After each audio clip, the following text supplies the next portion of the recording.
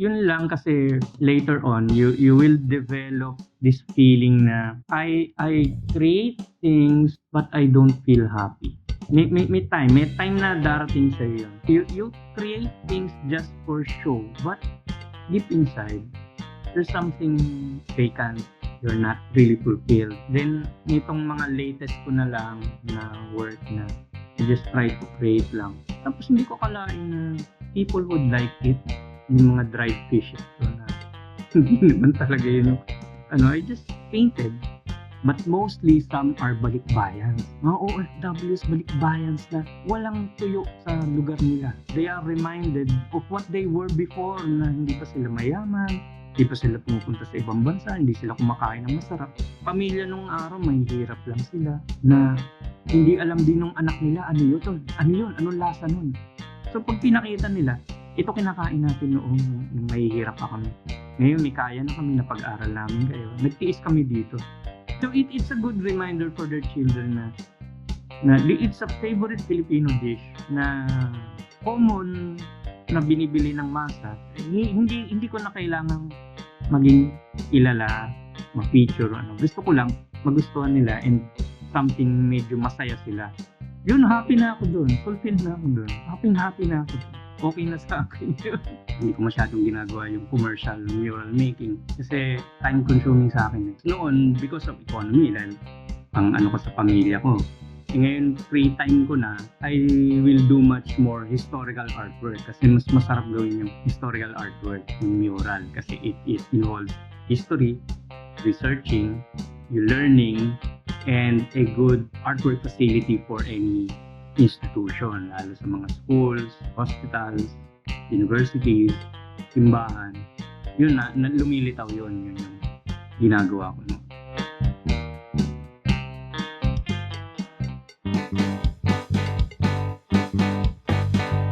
Derek, Hi.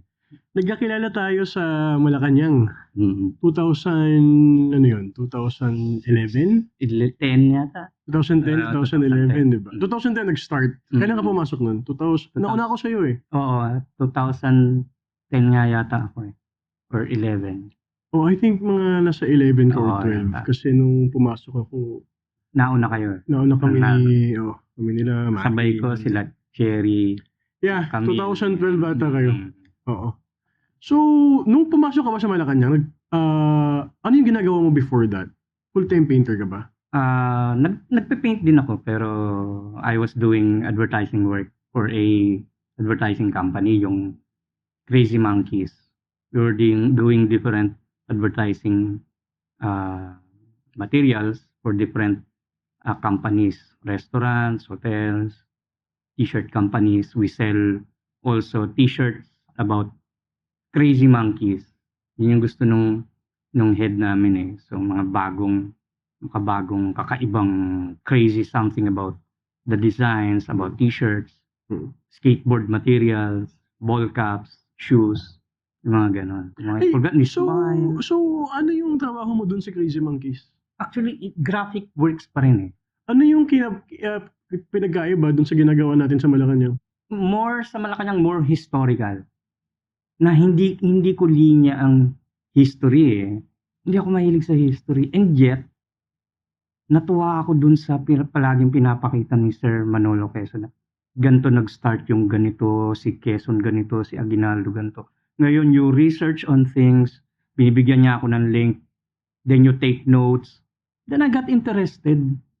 Kaya sabi ko, drawing na ako ng mga costumes ng mga revolutionista natin, yung mga flags na hindi ko alam na ganito yung area nila Bonifacio, nila Rizal. So it got me well interested.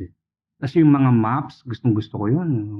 Dito lumusob ang mga Hapon, lalo yung ginawa natin Battle of Manila, at saka yung Manila streets nung araw na chinaga ko yun, isa-isang mga drawing ng maps. It got me well interested as an artist. Hindi ko naman kikitain ito eh, but it helped me grow as a person na ganito pala meron tayo nung kasaysayan na ganito. It helped me get interested. But at the same time, I'm also painting pa rin.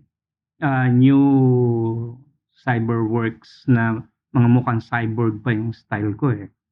Kasi nagde-develop ako ng art form na makikilala ako. And yet, tuloy pa rin yung trabaho ko. At the same time, dalawang level yan. And it helped din the same time na maging interested pa rin yung part ko into learning history through Sir Manuel Pes. Oo. Saka sa team ninyo, saka team ng historical. Yeah, ako nasa editorial ako nun eh. Mm. Nasa editorial. Nung wala ka pa, ako yung gumagawa ng cartoons. Diba? Ako yung drawing. Oh, pero nung pagdating mo, napasa na sa'yo, tapos even yung extra outside of the newsletter, share na rin ako Sa akin na bumag. Oo. So, nag-crazy monkey ka going into Malacanang. And sabi mo nga, you weren't into history nung time na yun. Until yun nga, na-meet mo si Sir M. Tapos, yun. So, essentially, na-train ka to digest this information and convert them into traditional art, di ba? That was published dun sa Gazette and sa projects ng office. Dun ba sa Crazy Monkey, were you doing graphics? Yes. Pag sinabi mo advertising work, so graphics ang ginagawa mo dun. So, was it the same as the graphics na ginagawa dun sa Malacanang? Magkaiba lang yung subject. The style, the process, parehas. Marunong ako sa Illustrator, marunong ako sa Photoshop. At the same time, type din nung boss namin sa advertising yung mga drawings about characters eh. Kasi we also create characters, monkey characters, a mixture of scientific characters na kailangan gawin sa t-shirt, gawin sa design sa shoes, ganun. So, subject matter lang ang nagkaiba, but I'm still doing the same work pa rin. Yung nasa UST ka ba? Kasi nag-graduate kayo UST Fine Arts, di ba? Anong major yun? Bachelor of Fine Arts, major in painting. Major in painting. So after nun, pumunta, kasi di ba may Bachelor of Fine Arts, major in advertising? Oo. And maraming traditional painters na yun yung background din sa advertising eh. So, paano ka nakapasok dun sa advertising part kung yung major mo is sa painting? Ganito yan. Nung nag-i-enroll pa lang ako, high school kami, walang nagsasabi sa amin anong course ang kukunin mo pagdating sa Fine Arts. Ang alam ko lang sa Fine Arts, gumagawa ng mga cover ng mga pocketbooks, Mills and Boons, yung mga gumagawa ng mga movie posters. Yan ang alam ko, mga t-shirt, kasi may kapitbahay kaming gumagawa ng gano'n. Akala ko yun ang trabaho ng Fine Arts. Pagdating sa school, sabi nung nag-i-enroll, anong course ang kukunin mo? Sabi ko, anong course po? Hindi ko po alam. Sabi, ikaw, gusto mo ba ng painting, advertising, interior? Painting na lang po, magandang pakinggan. Sige, painting na lang. So, nilagay niya, painting. Then, dun na ako na-enroll, painting. And after my painting graduation, nagtrabaho naman ako, advertising. Wala akong kaalam-alam sa advertising. And yet, mabilis ako mag-pick up eh. Yung mga head ko at saka yung mga boss ko, tinuturo sa akin, ganito yan, ganito yan. So, I learned to create business cards, posters. Pag hindi ka marunong lumangoy, lulubog ka. So, ganun kagad ako eh. You learn from others and you create then. Dahil pag hindi ka marunong sumabay, wala ka, talagang tanggal ka. Hindi ka mabubuhay sa mga ganung trabaho. And yet, I also learn from reading.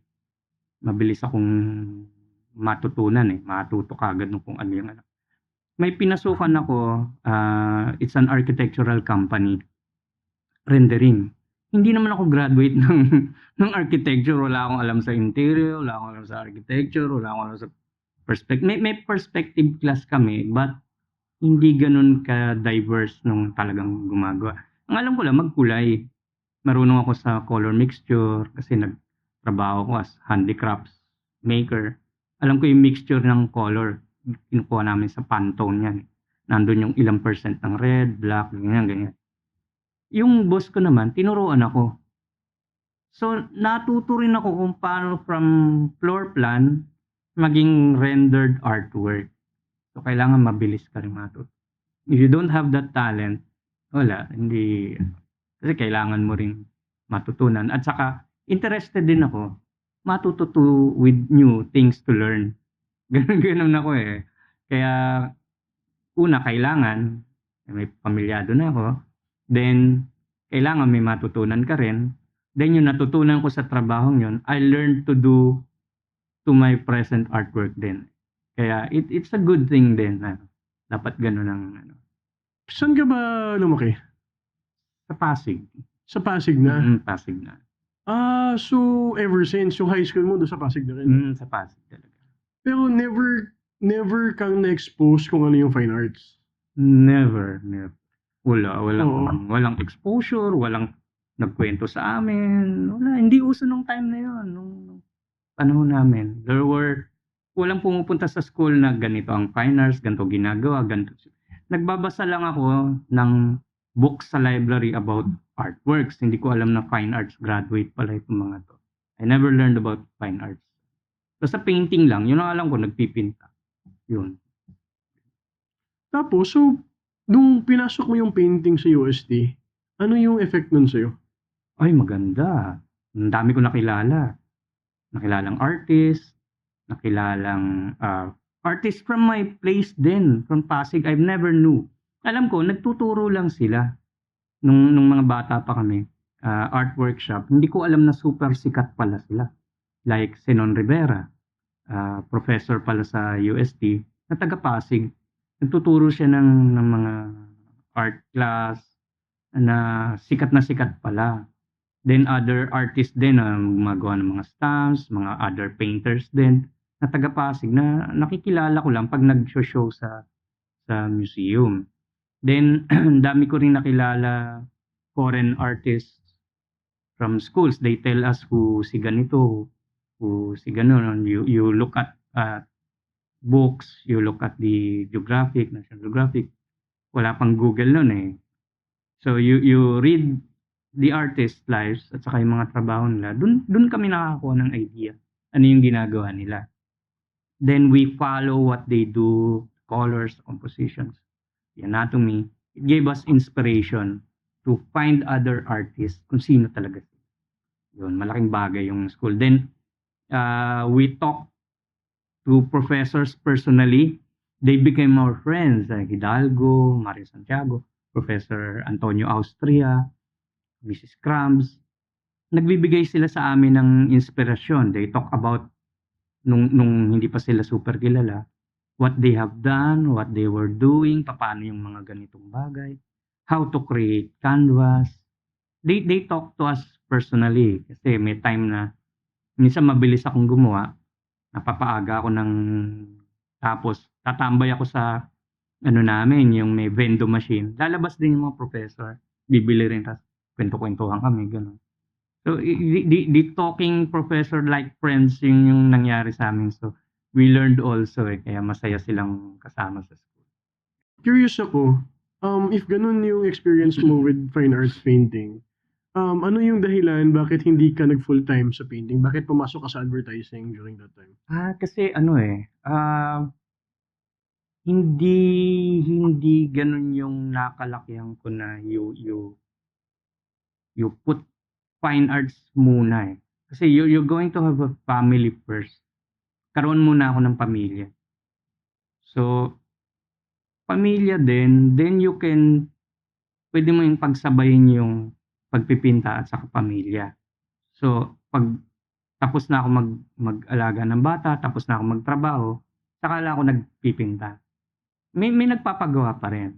Sumabay siya, hindi totally nag full-time ako na katulad ni Melvin Culaba after Kabatch mo si Melvin Culaba? ahead ako sa kanya.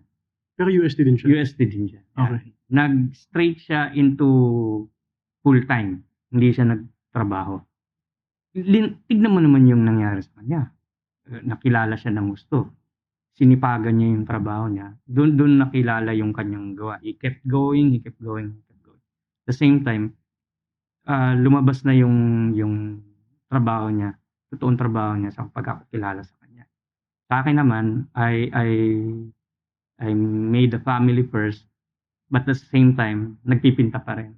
May mga taong ganun eh. Hanggang ngayon, hindi mabitawan yung trabaho nila, and yet they still paint, they still draw. Kasi nga because of the economic situation natin, hindi gano'n kadali.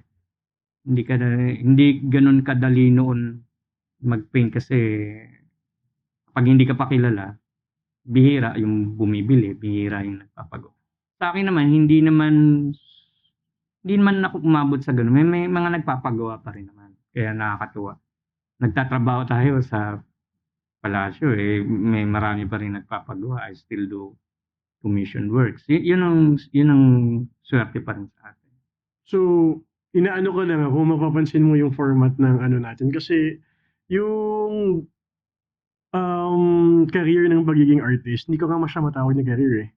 'Di ba? Kasi wala naman ditong ladders talaga. Oo. Kumbaga, one day nandito ka, the next day Next kung day. swertehin, Swertehin. 'di ba? Nasa taas ka na or ano. So, gusto ko lang pakita na may iba-ibang context, may iba-ibang journey pinagdadaanan kada artist. Ano, so wala naman talagang blueprint or roadmap para umangat eh, Wala, 'di ba? oo. So, It's circumstantial. up to you. Oo, circumstantial. May siniswerte, merong sinisipag, nagtutuloy. Meron pa rin hanggang ngayon, malungkot pa rin eh.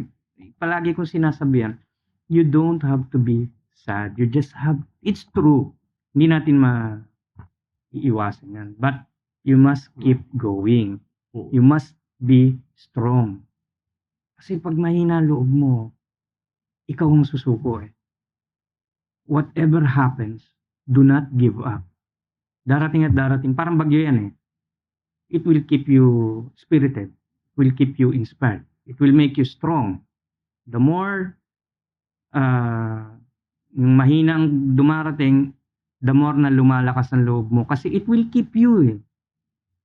Di mo maganda yung kahit ganito, kahit walang bumibili, tuloy lang, tuloy lang.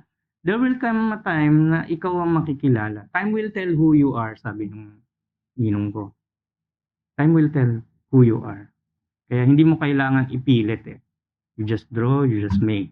Then time will come na ikaw na makikita ng mga tao yung trabaho mo. Kasi wala namang kagad na biglang sumikat. It takes time. Yung mga mastered natin, ang tagal ng nakilala before, di ba? Longevity talaga. Yun nga, the long game yung sa visual arts. Oo. So, yun. So, pinagsasabay mo before yung advertising work mo dun sa traditional painting mo. Paano ka nakakuhang galleries? Paano ka nakakuhang exhibits during that time? Naimbitahan ako. Paano? Nung una, part ka ba ng collective? Part ka ba ng group? Kasi pag hindi ka naman kilala, wala naman mag-i-invite sa'yo eh. Yun yung experience ko ah. So, how did you make that work? Dalawa yun eh. Yung sa Pasig, may grupo kami. Yun, palagi kami nag-show sa Pasig Museum. Hindi kami makalabas. Kasi wala namang nakakilala sa amin eh. Later on, yung mga trabaho ko ay sumasali ako sa mga contest, mga art contest. Doon ako nakakilala ni Dr. Mendez. Big and Small? Big and Small. Nagkaroon ng art contest na drawing lang drawing.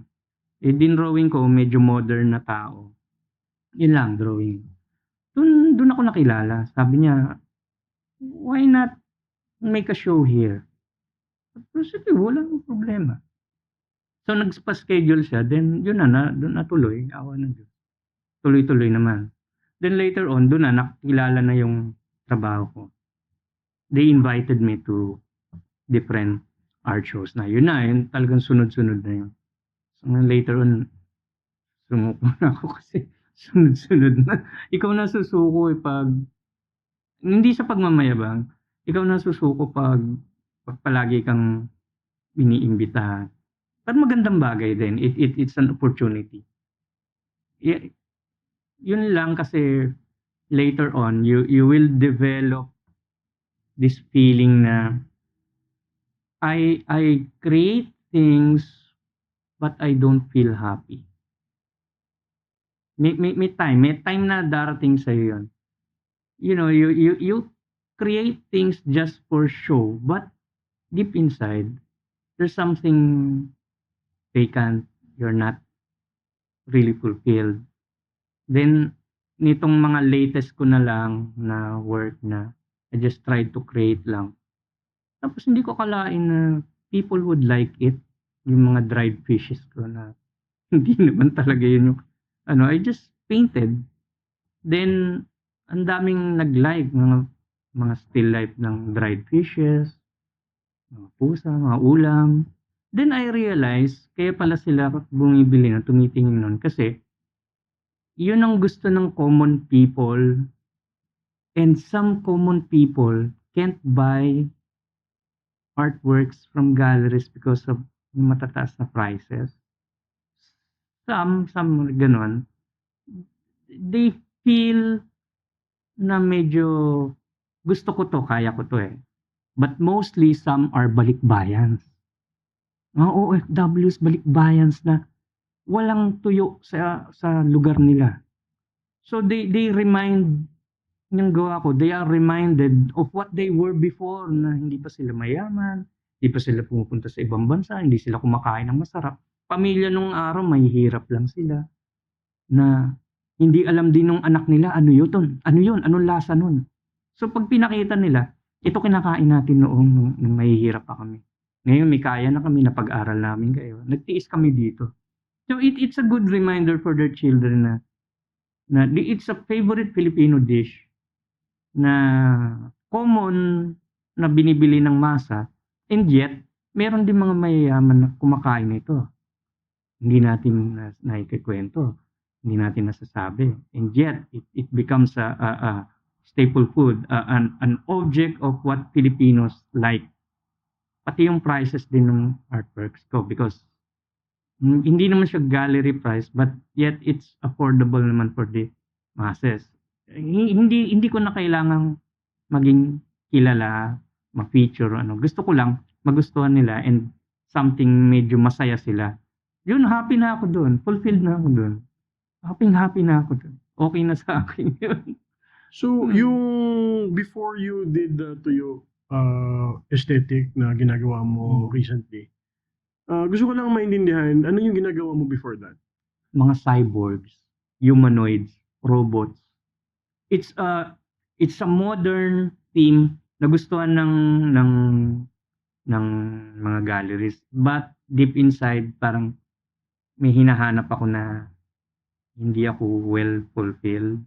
Parang it's a good thing, it's a good interpretation, it's a good style, but deep inside hindi ako ganun ka Oo. saya eh, as an artist. Yung question is, if hindi ka ganun ka-fulfilled with it, what made you start doing it at the first time? I just want to be known na yung style ko. Kasi my master, my mentor, is a style of Botong, Si Salvador Uban. I do also Salvador Uban styles in commissioned murals. Doon lang yung style ni Botong ang ka-style ko. But pag mga easel works, I want to be different eh. Parang may time na gusto kong humiwalay. Siguro naintindihan ng ninong yun eh. But siguro siya, hindi rin siya masaya kasi I'm doing something modern, and yet palagay ko naintindihan niya eh. Hindi ka magiging masaya dyan. Hahanapin mo yung gustong-gusto. And yet, parang ganun nga ang nangyari. Not accidentally eh. Accidentally yun ang nangyari na. Bigla na lang. Then, nung COVID, hindi na natigil yung art world natin because of the COVID. I drew prehistoric Filipinos. Kasi wala akong magawa eh. Post lang ako ng post. Nakita ng NHCP yun. So, napansin nila, ngayon, nag-ask sa akin if they can help, if I can help them create markers about landing nila Magellan, yung Magellan Expedition sa iba-ibang lugar na pinuntahan nila. Anong itsura ng mga Pilipino nung araw, anong nakita nila. So, I created drawings for them for the Historical Commission. It helped me also to prosper na mag-drawing pa more about our prehistoric ancestors. Kasi walang gumagawa eh. Hindi ko maintindihan bakit walang nagdo-drawing. May nagpe-paint but hindi gano'n ka-detalyado katulad nung kinukuwento nila Professor Xiao Chua, nila Ian Alfonso. Ang daming preferences, ang daming sources, and yet no one illustrates. So sabi ko, I'll help you with the drawings about our history. Kasi medyo nabuksan ulit yung historical yung napag-aralan ko kay Sir Manolo na about history.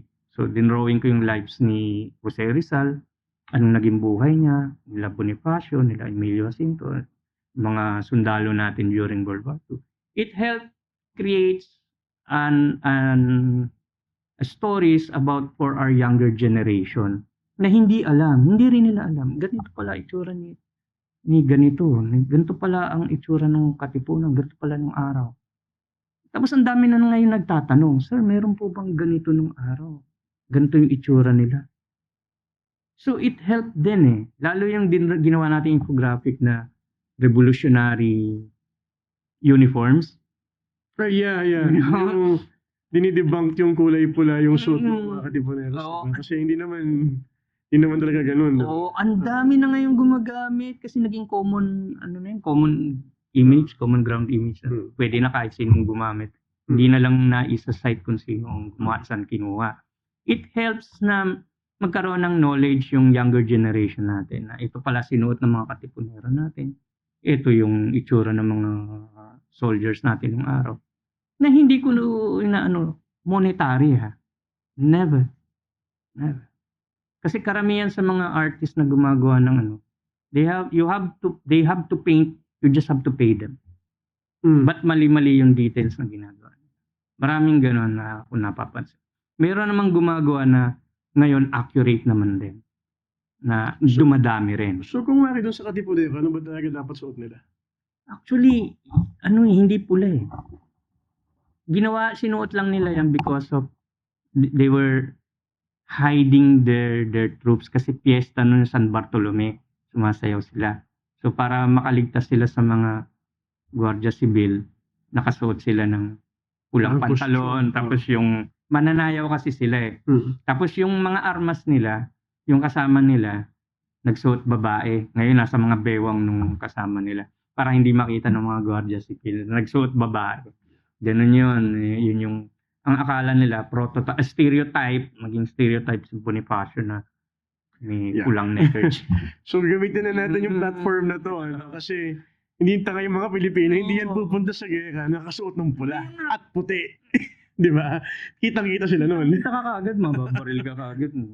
So yun pala yung kwento noon kung paano naging pula at puti yung suot nila. Oo, sumayaw sila dahil pista ni San Bartolome. Yeah. Yun. So yun yung costume. So things you learn pag nagbabasa ka talaga ng history. Oo, it helps yung mga tinuro ni Sir M. Naging interested din ako. So medyo curious ako, interested ako dun sa sinabi mo about doing yung cyborg aesthetics mo. Kasi most of the artists gagawin yung gusto nila When you were honest about saying na you did the cyborgs kasi gusto mo maiba yung style mo at gusto mo makilala. Pero that was not kung ano yung main concern mo as an artist talaga. So, kailangan pag artist, meron kang naging feeling na may something deeper kang kailangan i-uncover, di ba? Oo. So, would this be safe to assume ba na hindi ito yung something deeper na hinahanap mo dun sa art mo, yung cyborg? Hindi. Mo. Pero it succeeded in making you known and invited to galleries. Kasi I tried to experiment naman. Kasi I also look into foreign artworks, lalo si H.R. Geiger. Geiger! Iba naman yun, no? Mga aliens. At saka si Simon Bisley. Gusto ko yung style, si Simon Bisley, yung kulay niya. Saka yung may drawing siya, Batman and si Gothic Death ba yun? Ang ganda ng style yung highlight, litaw na litaw sa kulay. Ang galing doon ako nabighani So, nandun pa rin yung old traditional hagod ng pintura, but yung subject matter, medyo modern. So, I try to experiment. Pwede pala. Sabi ko, kaya kong gumawa pa ng botong style but yet the subject matter is different na. Kaya do'n ako naengganyo, eh, tapos nakita ko yung kay Geiger, tapos yung ibang, kasi nagdo-drawing ako sa comics kaya kilala ko yung mga modern artist na 'to na comic artist din. So, I mixed my stuff, I created, sabi ko, "Walang gumagawa nito, so why not, let's see kung may magustuhan." May nagkagusto naman. Kasi nakita nila new, modern, robots, cyborgs, walang gumagawa. So, let's see, medyo umangat naman siya. So, kailan mo nahanap yung style na nagfu-fulfill ng saloobin mo? Yung pinaka-fulfill na, nitong nag-experiment lang akong gumawa ng tuyo. Kasi I tried to paint kung ilang oras ko matatapos. Nagawa ko lang ng less than an hour. Tapos may bumili. Tapos gumawa uli ako. May bumili uli. Then nalaman ko yung late na mga bumibili is balikbayan. Sa sila nagkukwento, "Uy, thank you, walang ganito sa lugar namin, magpapa-remind sa amin." Ganun. It struck me like ganun lang. Parang, wow. Sabihin, I found something na I created something, it found inspiration for others. Di ba? It's walang kapantay na saya ang naramdaman ko. Hindi kayang abutin ng wala yang pera, pera lang yan. Pero yung mapasaya mo yung isang tao na talagang todo pasalamat sa'yo bago umalis, it felt something good. It dumating lang na talagang nagpasaya sa akin ng gusto. Yung cyber paintings mo ba, hindi ganun yung effect? Hindi. Malayo dito sa... Malayo, super malayo. Hindi ko mag-gets. Parang, ewan ko, it's a feeling na, it's a personal feeling. Siguro iba-iba tayo ng katwiran or feeling or nararamdaman. But for me, it's something different. And it felt good to see people smiling. Ganun, okay na ako. People smiling. Na they want your work because they really want it. And they can put it, hindi lang sa sala, they can put it in the kitchen, they can display it everywhere. Tapos hindi lang mayayaman ang bumibili. Common tao na nang bumibili. So they can understand na. And it reminds them of themselves. Di ba? Malaking bagay yun. Lalo kung balikbayan natin, lalo na sa ibang lugar na ikikwento nila sa mga anak nila, ito, ganito kami noon. Ganito kinakain namin noon. So, it becomes an inspiration for their children. So, it's a good thing. Okay na ako doon. Super talaga. I don't know, it's a feeling na kapag siguro one day mararamdaman mo yun, you can let other people really be happy of what you are doing. Then it will give you more inspiration to work. Ganun lang. When I floated the idea of this art podcast, a lot of friends were asking how they could support. The easiest way is to hit the subscribe button. It's free, it's just one click, but it will do wonders for Studio Maya. So please subscribe, and we will work very, very hard in improving our set. Thank you. Aside from yung studio works mo, yung easel works mo, gumagawa ka ng murals na sinabi mo nga sa style ni Botong Francisco since yung mentor mo was si Salvador Uban. Yeah. So, recently kasi may nakausap akong street artist. And then, na-mention niya na, yun nga, yung konsepto ng street art and kung anong kailangan niya gawin. And dun sa, essentially mural work siya eh. So, may two kinds of thing, yung street art and yung mural making, which is more commercial. So, curious ako, yung mural paintings mo ba, bakit mo siya hindi ginawang career? Part din siya ng works ko. I also do commission historical artworks. Pero gumagawa rin ako noon ng commercial mural nung nasa Hong Kong pa. Hindi na ngayon masyado ginagawa. Hindi ko masyadong ginagawa yung commercial mural making. Kasi it's time consuming sa akin eh. minsan merong hindi maayos kausap and hindi na ako interested gawin because noon, because of economy dahil pang-ano ko sa pamilya ko.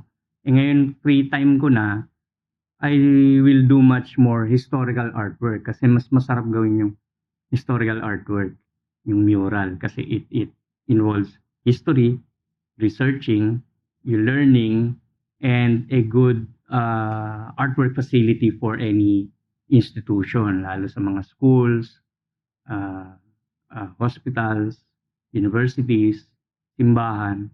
Yun na lumilitaw yun yung ginagawa ko noon.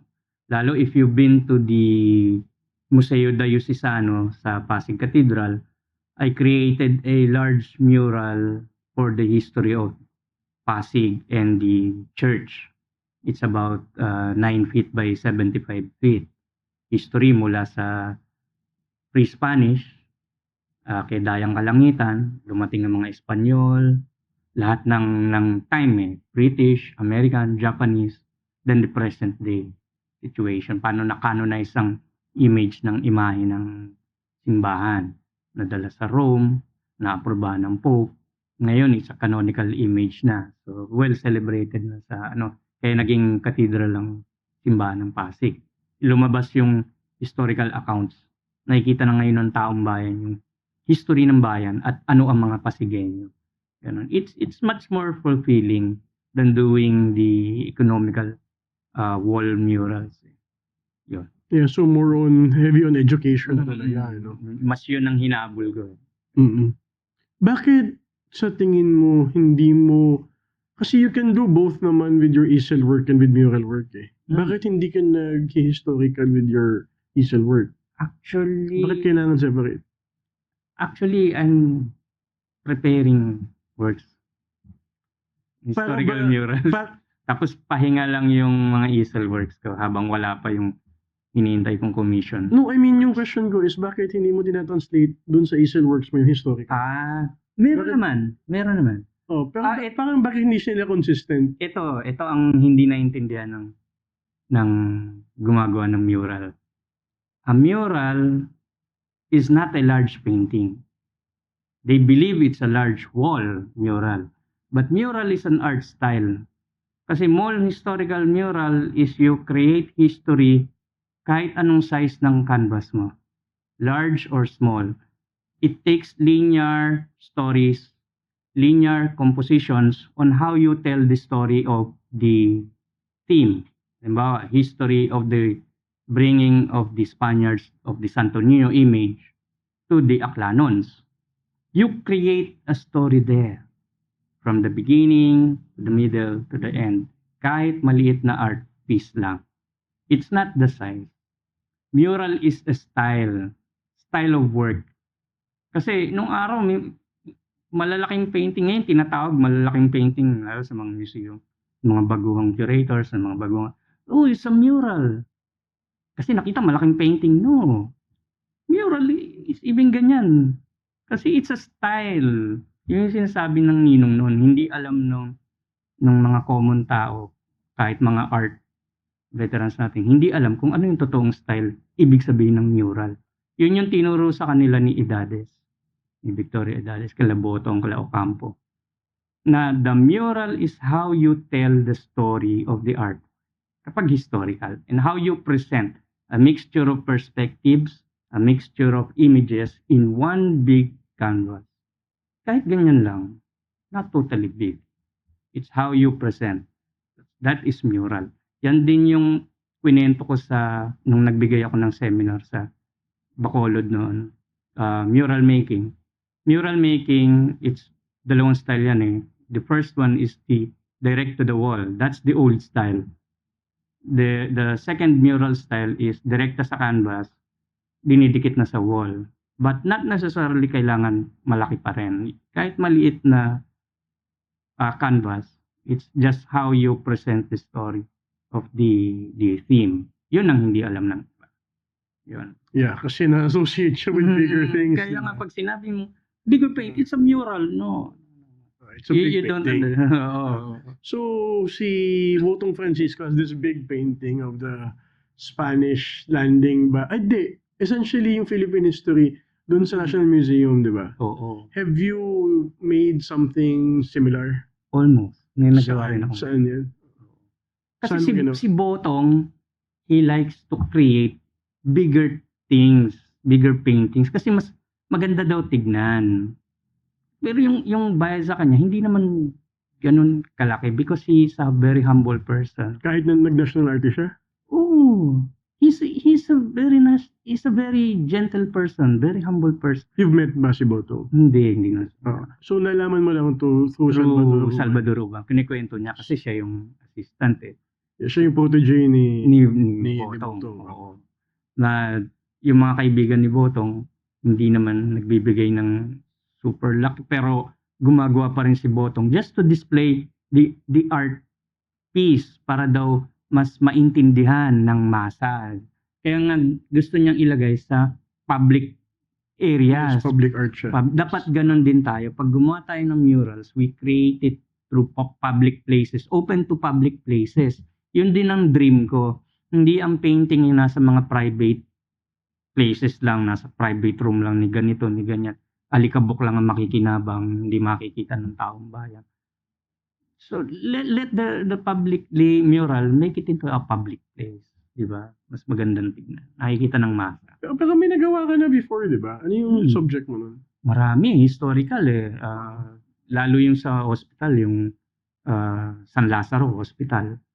Ano yung ginawa mo dun? History ng hospital. Paano tumayo yon, paano nagkaroon nun. The hospital, pag nagpunta ka ng una doon, madilim. Yung area na yon, madilim. Talagang kakatakutan ka kaya maraming ayaw pumunta ron. Tapos nung inayos ng UST yon through Professor Mary Ann Bulanadi and Doc Palma, sila yung nag-introduce sa akin doon sa San Lazaro. They created the space, the lobby, inilawan, gumanda yung lugar. So lahat ng papasok na may sakit, pag nakita nila yan, gumagaang pakiramdam nila, hindi natatakot. It helps na gumaang yung pakiramdam ng mga pasyente. At saka may lugar na mag-stop over yung tao, picture-picture, tignan, for a minute bago pumunta sa mga kasama nilang may sakit. Diba? It helps na ma-invigorate yung kalooban nila, hindi malungkot. It helps eh. Ganun yun. Maganda yung naging effect nun nung painting na yun. Tapos yung nga yung sa simbahan, yung history ng bayan. Tapos sa mga schools, nakikita ng mga students, ganito pala tayo lalo sa Adamson. Yung ginawa ko sa Adamson? Mural ng Adamson, mga Greeks, yung tatlong magkakapatid pala ang nagtayo nun. So how the school was developed, tapos sinakop ng mga pare. It helps them na ganito pala ang school natin. So it's a learning process din para sa mga younger generation. So dun sa mga murals mo, alin dun yung pinaka-proud ka? Yung Museo Diocesano. Kasi can you tell us about that? Ano yung proseso doon? It's actually, kwentuhan lang namin nung historia namin yun eh. Naghahanap siya ng lugar sa simbahan. Una sa baba, maliit lang. Tapos pumanik kami sa second floor, sa tipanan. Gusto niya maglagay lang na maliit. Sabi ko, Sir Tony, why not we occupy the whole wall? Pwede ba? Opo. Magkano bayad? Wala tayong usapan sa bayad. Just, let's make this possible. Tapos, yun nga, may mga organizers tumulong magbigay ng, hindi ako nangingil ng TF. We just ask for materials para makabili ng materials. Then, nung matapos ma-develop, tinulungan kami ng Ayala Museum, maikabit, tapos inayos nila yung museum ng simbahan. So, it's for the people. Malaking tulong na ma-develop yung story ng bayan. Malaman nila ganito pala ang Pasig, no? Sinakop pala tayo ng mga British, yung mga Hapon. Yung mga kanyon natin, ginawa nilang kanyon, ninakaw ang simbahan natin. Maraming nangyari na hindi alam ng mga Pasigenyo hanggang ngayon. It's nakakatuwa pag pumupunta sila. Hindi ba sila nag-insist na bayaran ka? Direct. nagbigay lang but Yeah. na- Oo. hindi naman ako ganun. Yeah, kaya nga yung mga artist kailangan from time to time may manager talaga kasi hindi nagsisingil ng Hindi, nahiya rin ako kasi. kaya nga. Parang, Hindi lang ikaw actually, common theme to for a lot of artists. para kasi sa bayan, tapos sa simbahan. Natuwa lang ako nung na, narinig ng nanay ko yun na pagdasal natin ang kaluluwa ni Sir Roderick Macuray na nagpinta ng ganito, ganito. Tapos umuwi, narinig ko yung pangalan mo, binabanggit ng simbahan, nagpapasalamat. Akala niya napunta na raw kaluluwa ko. Doon lang ako natawa lagi. Yeah. Okay na sa Yeah, akin. pero one of the things kasi I want to din sa mga artists, lalo na sa younger ones, kasi aside from this, I'm building this platform para one, to earn enough money to make programs for artists. Kasi eto, isa-segue ko na to dun sa pinagdadaanan mo today. Sa recent kasi every time may artist na nagkakasakit na malala, lahat ng mga kapwa artist gumagawa ng show to raise funds for at hindi lang to true for visual artists to for even the other art forms yung mga musicians, ng mga writers kasi mahirap talaga kumita and yun nga wala sa nature ng isang artist kasi yung negosyo ibang part yan ng discipline tayo nakafocus tayo on creation. Pero once na lumabas siya na gustong i-monetize ng ibang tao, doon na tayo nahihirapan. Kasi hindi naman tayo nakaprogram to convert that into and ito yung isa sa mga gusto kong gawin din with sa future. One, siguro nag-fly itong Studio Maya, we can create kumbaga financial literacy programs para hindi naman mahirapan. Alam ng artist kung paano gumawa. Kung paano laruin yung pera para lumaki at magkaroon ng sapat sa kanila na kung nagkasakit sila, meron sila pang gamot. Kasi nababasag yung puso ko pag magko-call na naman for kasi yung isang artist hindi kaya magbayad ng hospital. Diba na parang, di ba? I mean, at yun nga, and yung mahirap doon, hindi naman lahat ng artist capable na tumulong. Diba? So, komplikadong siya. So, it's my understanding din, which is why I brought you here din, Kasi it's my understanding na meron kang pinagdadaanan ngayon. True. Would it be, would you be comfortable ba to share that with us? Yeah, sure. Kasi I'm having a problem with my liver cirrhosis. Matagal na. Nag-boom ngayon noon medyo paano-ano lang. Several years back, talagang lumitaw na. Ngayon medyo palala na. But I'm still in the positive mood. Totoo, hindi madaling humingi ng pera. Nagpapasalamat ako dun sa mga tumulong na magbigay. Hindi ko kasi ugaling yung nahihiya ako. Una-una nahihiya talaga ako. Kasi alam ko yung nagdadaanan natin mga artists. Though hindi talaga ako nagpa-price ng super malaki kasi I unang-una tinitignan ko yung client. What is the affordability yung para magbayad. But number one, hindi naman ako super sikat para bayaran yun ng milyon. Hindi ko hinangad na maging sikat. Just you pay me so much for my artwork, kolektahin nyo. Meron bumibili ng mahal and yet they leave the artwork of the artist. In some places, hindi naman. I'd rather you buy how much you want or how much you can. Ganun lang naman. Just to be you na maging masaya ka, happy ka. May clients ganun din. Minsan kasi, lalo for schools, institutions and churches, I try to ask only for materials. TF, no, TF. Not so much. But I think kaya naman nila. Sometimes nag-uusap kami, nagbibigay sila ng price and yet they still may inaabot pa rin. Nagpapasalamat ako. sa mga gumagawa nun. Sir, ito, palagay ko kulang yung binigay. Pero ito, dagdag. Masaya na doon. Hindi na kailangan may super price ka pa. Yeah, pero yung ano mo, yung liver cirrhosis mo, Yun lang, medyo, gano'n na siya kalala? it's medyo pa not so good. It helps me, the medicine helps, it keeps low, but it's still going, medyo going down na. But marami nang lumilitaw na other,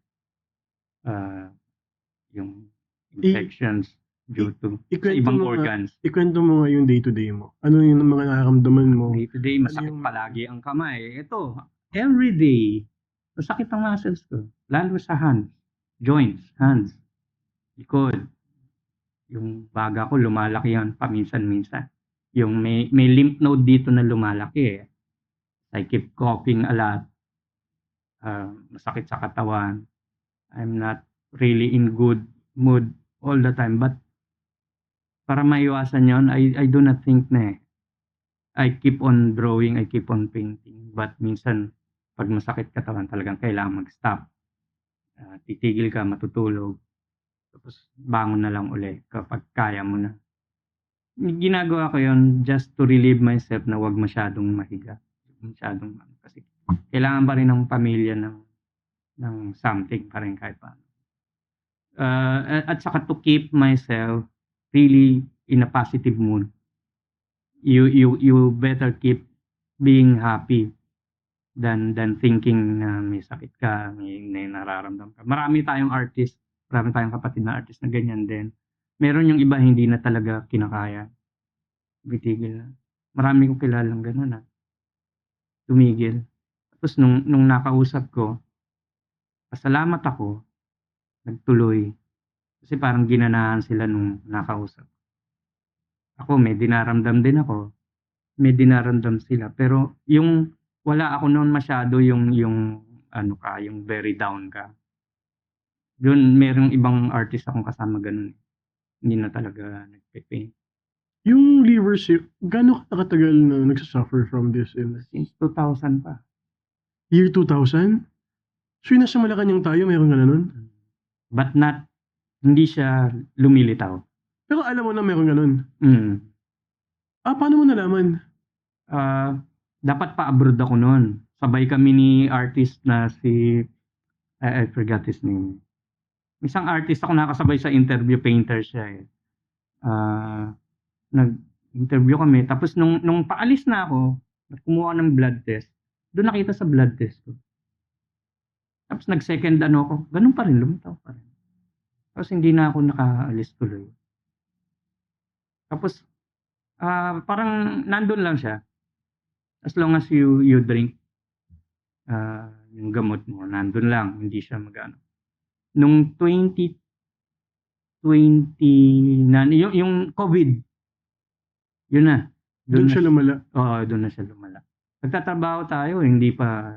Nung 2012, mataba ka pa nun eh. Di ba? Sobrang taba mo pa nun eh. Tapos grabe yung pinayat mo. Oo. So Sobra. nung COVID lang to. Ano nangyari nung COVID? Sumakit na eh. Lumaki na yung tiyan ko, mumayat yung katawan ko. Tapos palagi akong inuubo. Yun na. Ito na nag-start. Tapos yearly na. After 2020, yearly na. Palagi na ako na-hospital, high blood, kung ano-ano nang lumalabas na symptoms. Then, nung 2023, inubo ako. Yung pala, may tubig na yung baga. Nilagyan na ng Granada? Hindi yung tubo. Yung pang Oo. Tapos meron ng bag. Kaya everyday lumalabas tubig. Umayat ako ng hospital. 2024 naman, December yata yung January. Hindi ako makakilos nun. For several months, hindi ako makagalaw. Kasi buti na nakabawi. Tapos nag-start na naman nitong January. Yun na, medyo inubo naman ako nun. Nung Rizal Day. Kasi ang dami kong ginagawa. Tapos ang lamig-lamig. Tapos nag-start na. Ito na, inubo na hanggang ngayon. Tapos, yun nga, affected daw nung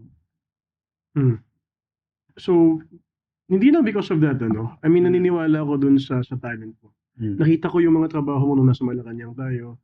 Nakikita ko naman yung mga pinopost mo. Itong mga, except for this one, ano, itong dalawa nasa likod natin is gawa mo din. So, naniniwala ako sa trabaho mo. And, mas naniwala pa ako lalo na nung kinento mo about the mural na hindi siya malaking painting. Hindi, mali yung pagkakaintindi ng iba.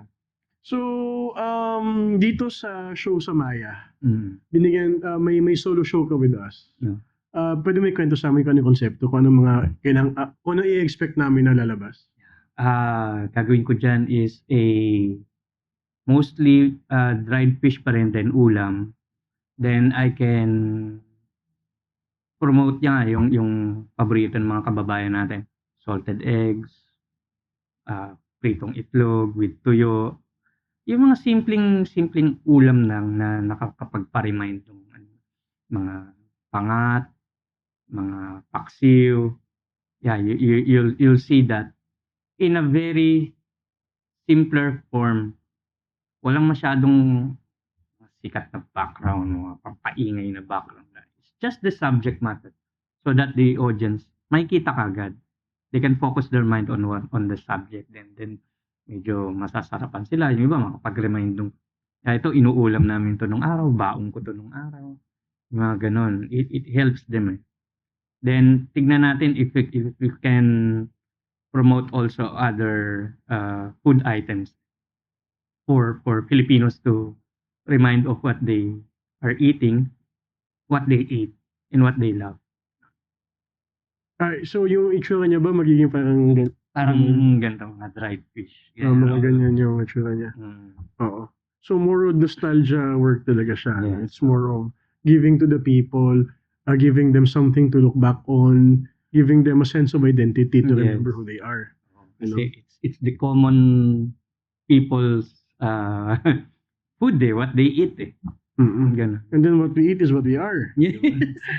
At saka it's a simple it's a simple reminder din. Parang may pagka political din yan kasi I created an artwork going gone tungkol sa tuyo, buo, then pawala, then ulo na lang, then tinik na lang. Pag tinignan mo ulam, but actually it's going gone, it's a socio-political tema na yung West Philippines din natin. Can we talk about that? Yeah, sure. It's about yung kung anong nangyayari sa atin. People are nababawasan yung ating economic products, lalo yung mga isda natin sa West Philippine Sea, saka doon sa ating mismong karagatan, inuubos ng ibang nauubusan tayo ng sarili natin, wala tayong kinakain. There's some also simple messages then from my artwork para maengganyo rin yung tao. I hindi ko iniiwan yan. May pagka socio-political din minsan. Yeah, actually, pwede mo nga dyan ilagay yung historical sa adobo, di ba? Nasuka lang naman talaga yan before. Yung toyo, dumating yan nung panahon ng Espanyol, di ba? So, gumagawa na tayo ng adobo, but iba lang yung ingredient. Pero yung main is yung preservative. Yung suka, di ba? Oo. So, yeah. So, last question siguro before we end this interview. Yung pinagdadaanan mo today, how does it affect your artistic process? Wala. Tuloy lang. Honestly, tuloy lang. I don't think about it kasi marami rin namang nakakaranas ng ganito. But it helps me being happy to promote also.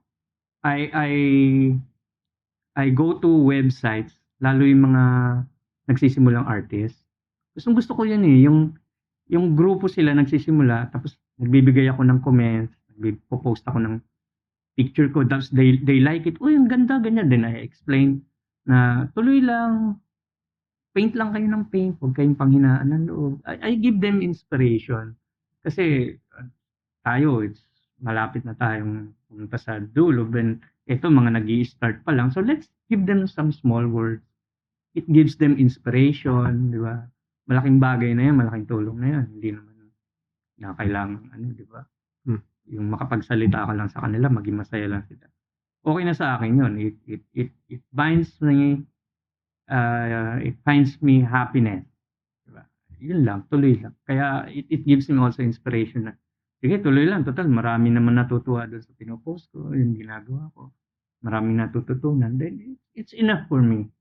Kahit hindi tayo sumikat ng hindi naman kailangan maging superstar na di ba?